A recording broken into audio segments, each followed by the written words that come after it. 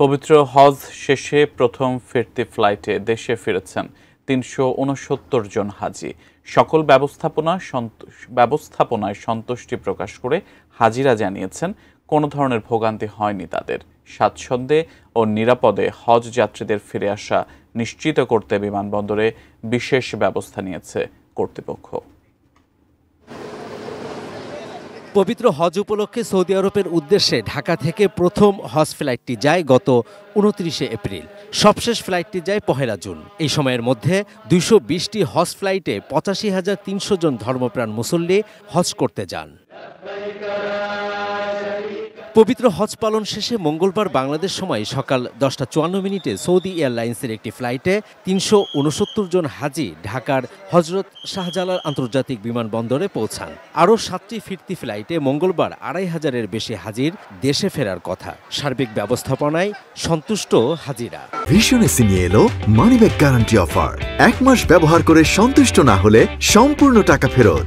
মক্কা এবং মদিনা সব জায়গায় আমরা সুন্দর ব্যবস্থাপনার মধ্যেই ছিলাম।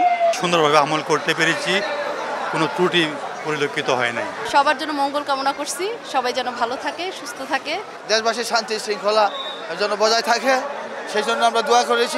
চেকিংও স্মুথলি অনেক সুন্দরভাবে সম্পন্ন করা হয়েছে। অনেকগুলো কাউন্টার ছিল। আমি চলতে পারি না, হুইল চেয়ার দিয়ে সরকারের লোক দিয়েছিল, সে আমাকে যথেষ্ট করছে। ফিরতি হজ যাত্রীদের স্বাচ্ছন্দ্য ও নিরাপত্তা নিশ্চিত করতে বিমানবন্দরে নেওয়া হয়েছে কয়েকটি বিশেষ ব্যবস্থা। হজ যাত্রীদের সঠিকভাবে গাইড করার জন্য আমরা ফলোমি রেখেছি আনসারদের মাধ্যমে। তাদেরকে থার্মাল স্ক্রিনিংয়ের মাধ্যমে ইমিগ্রেশনে নিয়ে যাওয়া হচ্ছে এবং তাদের জন্য ডেডিকেটেড ইমিগ্রেশন বুথ রাখা হয়েছে যাতে তাদেরকে আমরা ফ্যাসিলিটেট করতে পারি। লাগেজ সংগ্রহ শেষে হাজিরা গ্রিন চ্যানেল ২ দিয়ে কাস্টমস পার হন। এরপর তারা বিমান বাংলাদেশ এয়ারলাইন্সের তত্ত্বাবধানে জমজমের পানি সংগ্রহ করবেন এবং ক্যানোপি ২ দিয়ে বিমানবন্দর ছাড়বেন। বিমান বাংলাদেশ এয়ারলাইন্স, সৌদি এবং ফ্লাইলান্স এয়ারলাইন্সের ফিরতি হজ ফ্লাইট চলবে আগামী ১১ জুলাই পর্যন্ত। Javed Akhtar, ATN news, Dhaka.